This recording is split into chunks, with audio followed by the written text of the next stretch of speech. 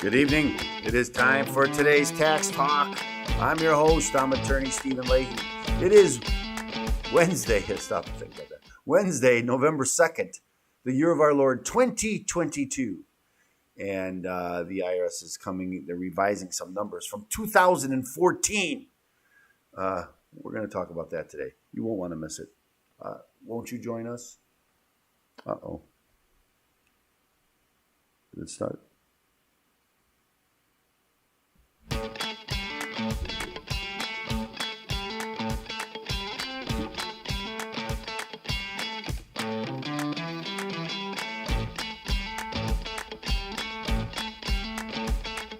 One day I'll make it flawless, you'll see. So today we're going to talk about the tax gap. The tax gap is the difference between what the IRS collects and what they think they should collect. And they're going back and amending the numbers from 2014. Now, I don't know why they're doing it. I can guess. And, one thing is I've been pretty critical about their estimates all along. This is an estimate that they come up with every year, that they put out every year. It's usually been around $240 billion. Right? Earlier this year, when they started talking about the IRS, increasing the IRS and giving them more money, that number grew to $400 billion. And then some were even estimating that it was $1 trillion. And one of the reasons why they were doing that was because they were trying to be able to pay for the Build Back Better plan, which was going to be $2 trillion. So if they could say, well, look, $1 trillion is being wasted because in the tax gap, and we're just going to increase the IRS, and they're going to collect that $1 trillion. And that's why Joe Biden kept saying, well, it doesn't cost anything. We're just going to get we don't have to raise taxes or anything. It's not going to cost any more money. All we have to do is collect from the people who are cheating. And that'll pay for everything. Easier said than done. The tax gap, I believe, is not what they say it is. And even if it were, and it's not, but even if it were, they're never going to be able to collect all of it. They don't even know where it comes from. Remember, these are all estimates, or as we say, some will say an estimate is a guess. They're guessing. They don't know. How can you go back 6 years ago, 8 years ago now, 2014, and revise numbers from 8 years ago? Is that really what the IRS is doing now? They're going back and they're still studying from 8 years ago? Don't they have their hands full with what happened last year rather than what happened 8 years ago? Why are they spending time doing that? And again, the reason is that way, if they increase it from 8 years ago, and then every other year gets increased, now when they come up with the $1 trillion, it doesn't seem like such a big leap, right? Because every year it got bigger and bigger and bigger and bigger and bigger and bigger and bigger, and now it's $1 trillion. And so I think that's what's going on here. So there's a couple stories, and let's go to the stories and find out about this. So let's get rid of that. Let's do this. Growing tax gap shows need for better service. Compliance, IRS says. I think this is Accountability, Journal of Accountancy. The annual tax gap averaged $496 billion for the years 2014 through 2016. Again, this is the new number. And that figure is likely to grow. Grow again? They're still growing that number? The IRS said Friday in its latest set of tax gap estimates, the gross tax gap is the difference between the estimated tax liability for the period and the amount that taxpayers pay on time. Based on projections for 17 and 19, the estimated tax gap is projected to be $540 billion per year, the IRS said. See, they're trying to grow it from those because when they came out with those, every year they come out with the tax gap from the year before. It's never been $540 billion. The 2014 through 2016 estimate annual tax gap is an increase of over $58 billion from the estimate for tax years for 2011 and 2013. These findings underscore the importance of ensuring fairness in our nation's tax system, says outgoing Commissioner Chuck Rettig. Good riddance. Although the guy that they're going to get is no better than Chuck Rettig, so it's not a big improvement. The increase in the tax here, they're just carrying the water for the administration. The increase in the tax gap estimates reflects that the IRS needs to do more both in improving tax service as well as working to improve tax compliance. We need to do more. That's why we needed $80 billion to do more. That's why we have to double the size of our employees to do more. They got to do more. The IRS also estimates that after late payments and IRS collection efforts, an estimated $68 billion per year will be collected. An additional $68 billion. See, it doesn't cost anything. We'll just collect more, making the net tax gap $428 billion annually for years 14 through 16. Well, that 14 is almost at the statute of limitations. It's 10 years from the date that it's due. That would be 2015 for many people. It would be due in 2015. 10 years from now would be 2025. We're already going into 2023. Between the two periods of 2011 and 13 and 2014 through 16, the estimated total tax liability increased by over 23%. I don't know if you know this, right? But the amount of money that the IRS collected this year and is an all-time record. So because they're collecting more, they say that they're missing more. You get the logic? I don't. The tax gap estimates show about 85%, and it's always about 85%, of the taxes were paid voluntarily and on time. A slight improvement from 83.7% in the revised tax year 2011-2013. See, the revised, they increased it. So that number went down but it's always around 85%. After IRS compliance efforts are considered, the estimated share of taxes eventually paid is expected to be 87%, because a lot of people who pay late, they do pay, but they pay late.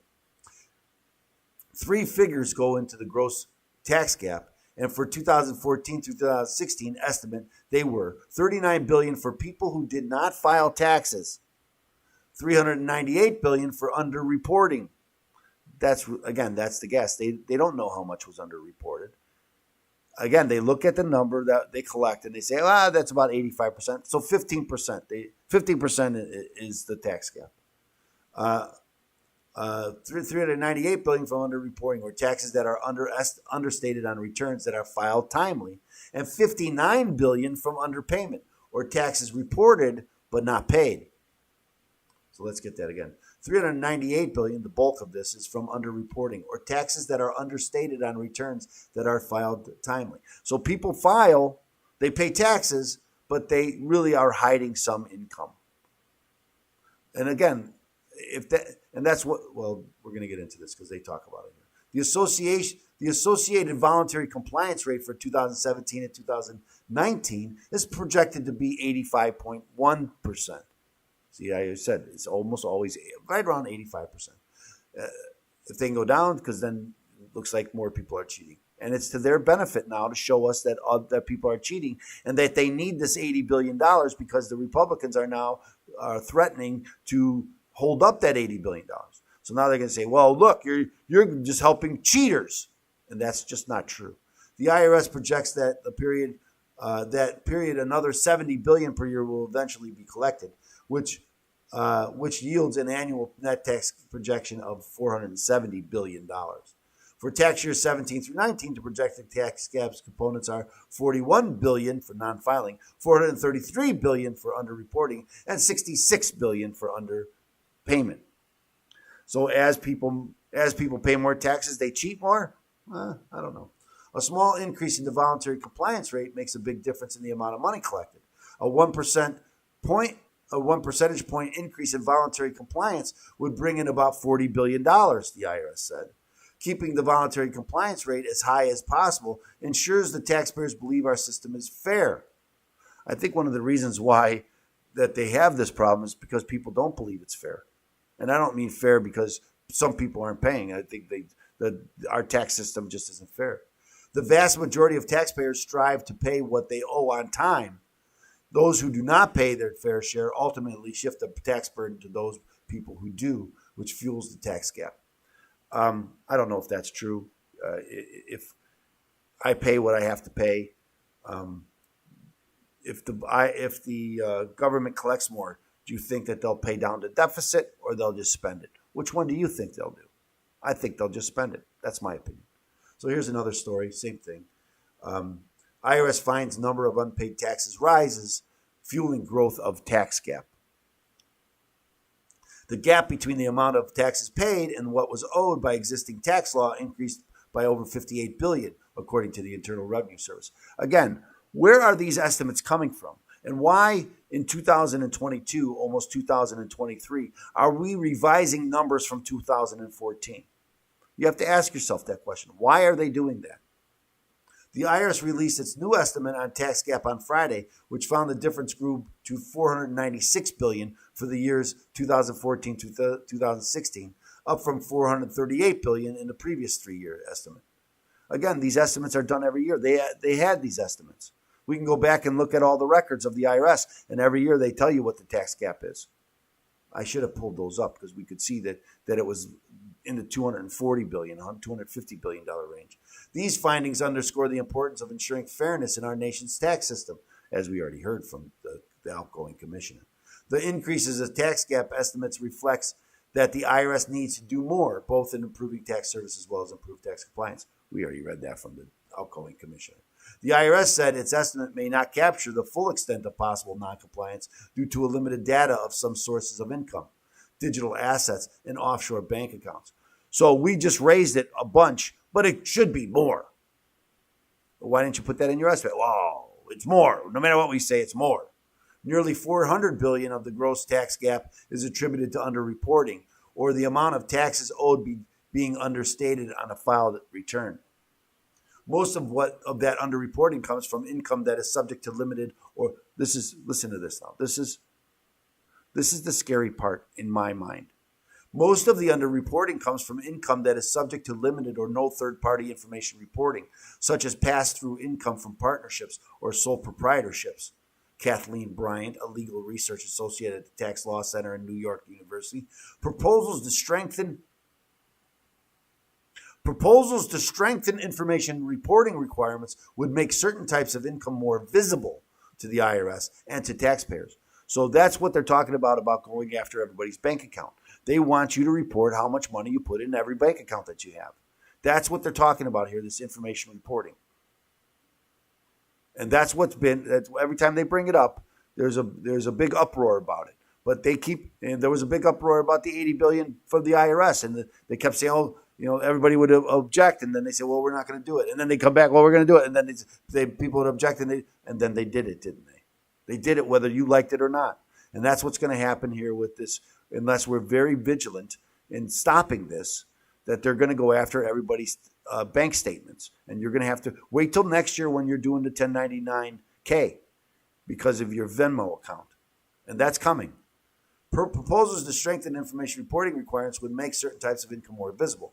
For example, the bipartisan infrastructure package enacted last year will impose reporting requirements on brokers or cryptocurrencies and other digital assets to reduce opportunities for tax evasion in that industry. Those are the 1099K. And I don't know, I guess it was bipartisan, but nobody even knew that was in the plan. That's the American Rescue Plan, because they were rescuing us. So they put a lot of things in there that nobody knew about. And so then they say, well, it's bipartisan. Everybody agreed to this. No, they didn't. They didn't even know it was in the bill. That's the Nancy Pelosi. We got to pass the bill to find out what's in it. About $39 billion comes from failing to file or pay taxes on time, and $59 billion from underpayment. The tax gap has grown over time as the IRS has struggled to keep up with the complicated tax system due to the lack of investment spending. They're talking about the IRS has $14 billion a year, and it's a lack of spending in an agency that resulted in limited resources and outdated technology. We've been spending $10 billion or more on the IRS for many years, and they've had programs to upgrade all of the technology where they spent billions of dollars, and now they're telling us they don't have the technology, even though we've spent billions of dollars in technology for the IRS, and now they're telling us they still don't have it. So giving them more money, then we're going to get it. All this time we didn't get it, but now we are. I don't know. I'm skeptical. Technology preventing proper enforcement of the tax code and audits on higher income earners. Democrats provided the IRS with an $80 billion.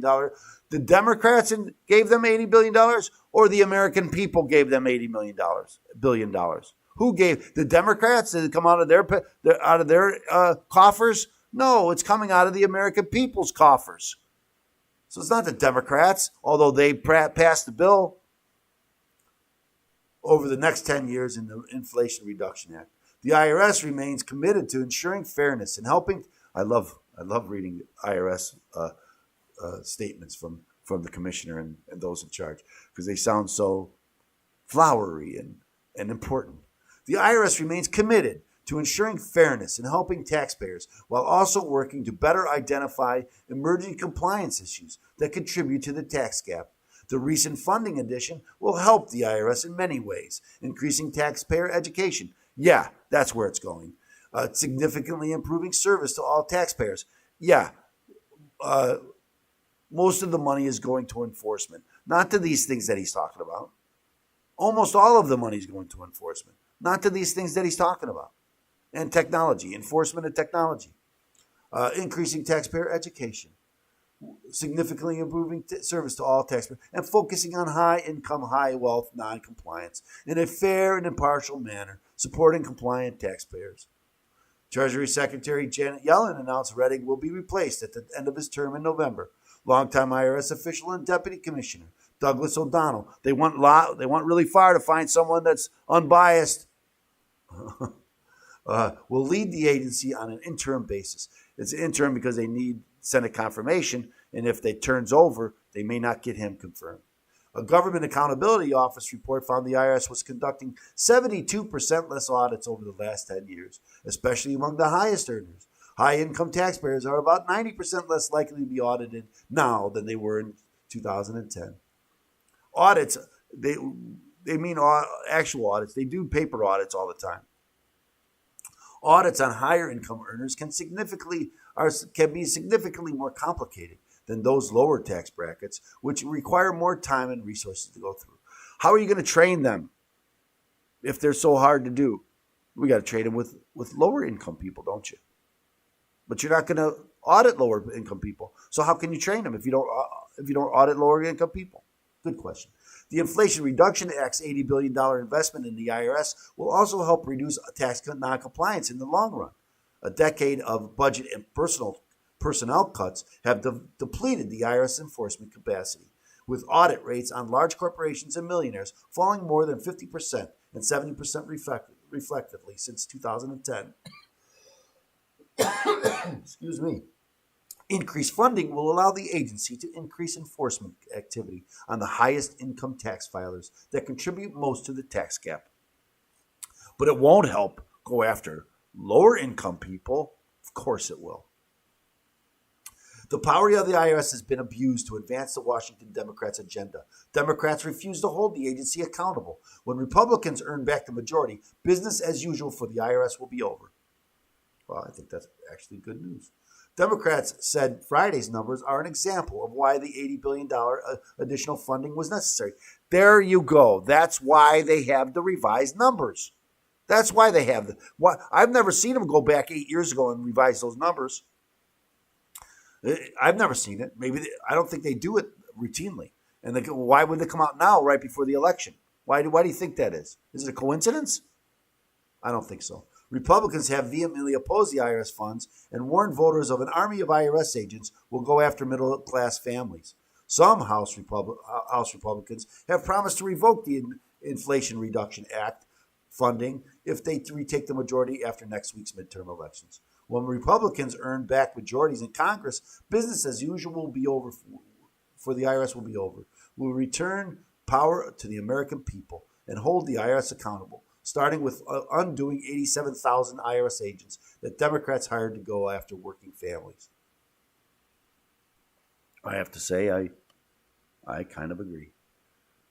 It's be to my benefit if the IRS goes after more people, right? I help people with tax problems. Well, if the IRS more than doubles their enforcement, wouldn't that help me? Well, the answer is yes, it would help me. But I don't want to be helped that way. I want to help taxpayers avoid this. That's what my biggest goal is, helping taxpayers avoid this. So anyway, that's where we are. I thought it was an interesting take, at least right before the election. So thanks so much for joining us. Remember, I'm going to ask you to like and subscribe. Let's get the word out. I can't do it without you, so please share. and subscribe to the channel. Remember, if you are facing IRS problems, if you have unfiled returns, if you owe the IRS money, first thing you should do, get a copy of my book, Deal with Your IRS Problem Today. Go to freeirsbook.com, freeirsbook.com. I pay for the book. You pay for the shipping and handling. So go to freeirsbook.com. Thanks so much for joining us here today, and we'll see you here. I probably won't be here tomorrow. I'm going to go to the Chris Plant event here in Chicago. He's coming for WLS AM 890, and I am sponsoring that event, so I'll be out there speaking to the crowd out there. So I hope you can join us out there. Otherwise, we'll be on Friday. I have Thomas Glasgow, attorney Thomas Glasgow. He's going to be in the studio with me on Friday at 2 o'clock, so you won't want to miss that. We'll be live streaming, so I hope you can join us then. Thanks so much for joining us here today, and we will see you later. Out.